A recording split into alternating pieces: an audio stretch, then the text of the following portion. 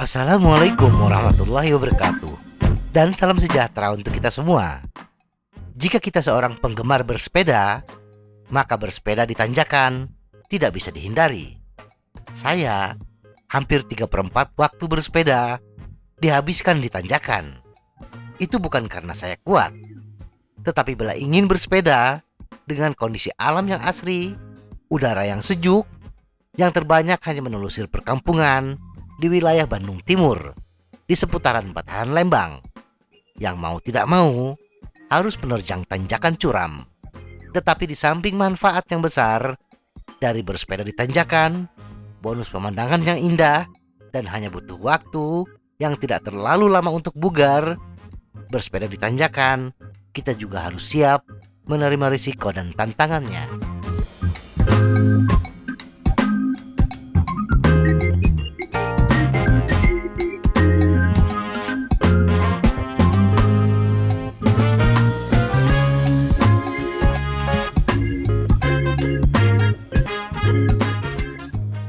Satu, dapat menyebabkan cedera. Seperti halnya olahraga apapun, bersepeda di rute yang menanjak berisiko besar menyebabkan cedera pada diri kita sendiri. Bersepeda dengan menggunakan gear yang salah dan menggunakan cadence yang salah dapat menyebabkan cedera, terutama saat kita melakukan pendakian yang sangat sulit atau berat. Penyebab utama cedera saat bersepeda menanjak adalah saat pesepeda mengayuh pedal dengan gear tinggi dan menolak atau lupa untuk beralih ke gear yang lebih rendah.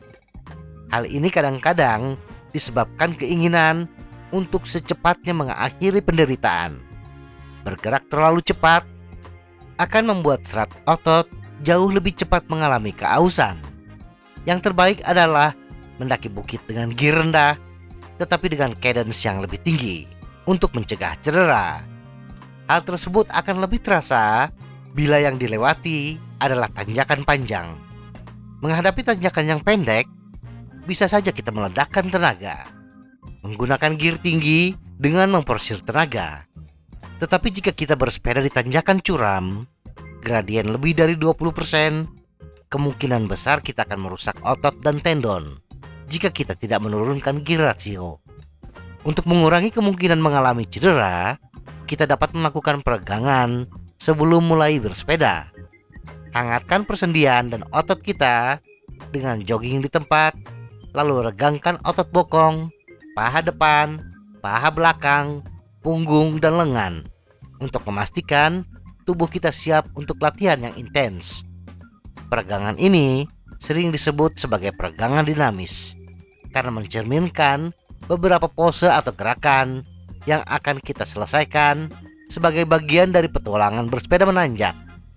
Ini bisa sangat bermanfaat dan membuat semua perbedaan menjelang perjalanan yang sulit. 2. Kecepatan yang salah.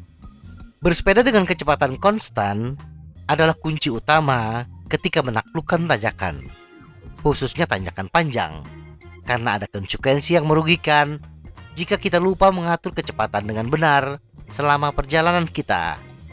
Jika kita mengayuh sepeda terlalu keras pada awal pendakian, kemungkinan kita akan berhenti total di tengah tanjakan hanya karena tubuh kita tidak dapat mempertahankan kecepatan yang sama.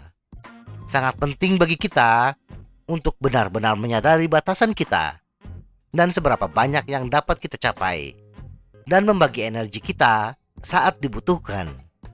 Abaikan bila ada yang menyalip, tetap fokus pada kecepatan diri sendiri. 3. Dipengaruhi oleh cuaca. Salah satu pertanyaan utama yang mungkin kita miliki, terutama saat bersepeda menanjak, adalah mengapa bersepeda menanjak begitu sulit? Ini pertanyaan yang bisa dimengerti, terutama karena bersepeda menanjak bisa menjadi kegiatan yang sulit. Sayangnya, tidak ada jawaban tunggal. Tetapi cuaca dapat memainkan peran penting dalam kesulitan bersepeda menanjak. Ada banyak aspek bersepeda menanjak yang rumit, tetapi biasanya itu adalah hal-hal yang dapat kita kendalikan dan kerjakan. Namun terkadang kita bisa mendapatkan sial dan menemukan diri kita berada di perbukitan pada hari yang sangat menantang. Angin bisa dibilang merupakan faktor terpenting dalam bersepeda mendaki bukit, terutama karena angin sakal yang kuat dapat mendorong pendakian ke pendakian yang jauh lebih menantang. Kita harus mengayuh lebih keras dan tetap serendah mungkin untuk membuat diri kita seaerodinamis mungkin.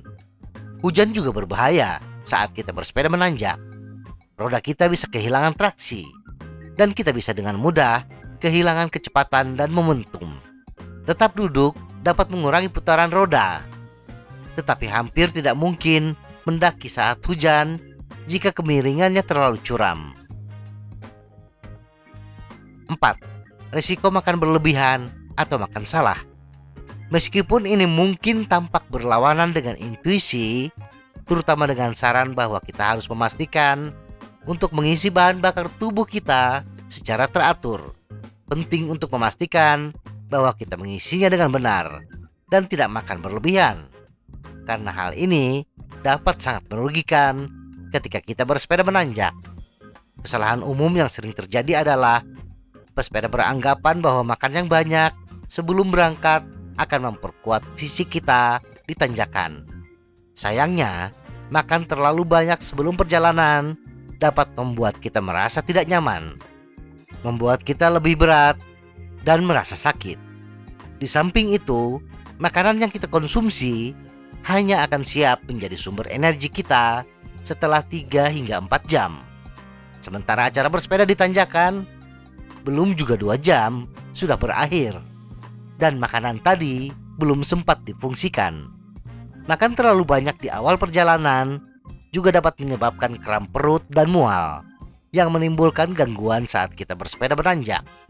Tidak ada yang lebih buruk ketika kita menderita masalah pencernaan saat kita mencoba menaklukkan tanjakan yang curam. Makan berlebihan sebelum atau saat bersepeda menanjak akan membuat kita lebih lambat dan kita tidak akan menikmati pendakian sama sekali. Tetapi sumber energi yang ada dalam tubuh hanya bisa bertahan 60 menit. Setelah itu, tubuh perlu asupan energi yang baru lagi, dan ini tidak bisa disediakan oleh makan besar sebelum berangkat.